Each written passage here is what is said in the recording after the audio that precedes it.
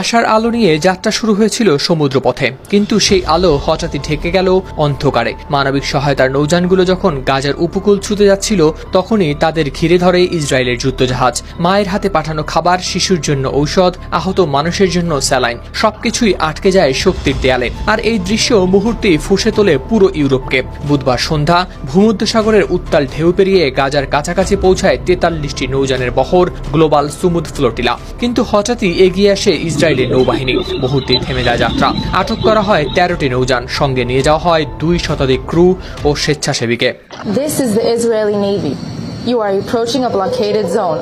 খবরটি পৌঁছাতেই সাড়া পড়ে যায় চারদিকে। তুরস্ক, স্পেন ও ইতালি নিজেদের নাগরিকদের সুরক্ষায় পাঠায় নৌযান ও ড্রোন। তবে শুরু থেকেই বর্বর ইসরায়েল সতর্ক করে জানায়, এ বহর যুদ্ধক্ষেত্রে প্রবেশ করেছে, অবরোধ ভাঙছে। তারা নিরাপদ পথে সাহায্য পাঠানোর বিকল্পও দিয়েছিল।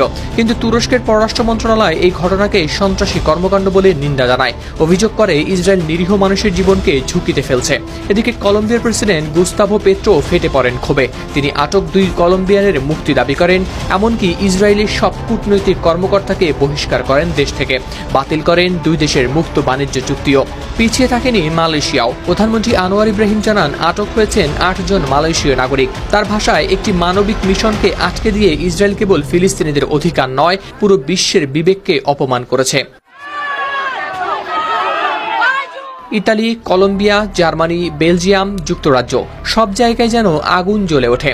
ইতালির শ্রমিক ইউনিয়নগুলো ফ্লোটিলার প্রতি সংহতি জানাতে শুক্রবার ডাক দিয়েছে সাধারণ ধর্মঘটের। বার্লিনের সেন্ট্রাল স্টেশনে শত শত মানুষ সামিল হন বিক্ষোভে। ব্রাসেলসে ফিলিস্তিনিরা দাঁড়ান বেলজিয়ামের পররাষ্ট্র মন্ত্রণালয়ের সামনে।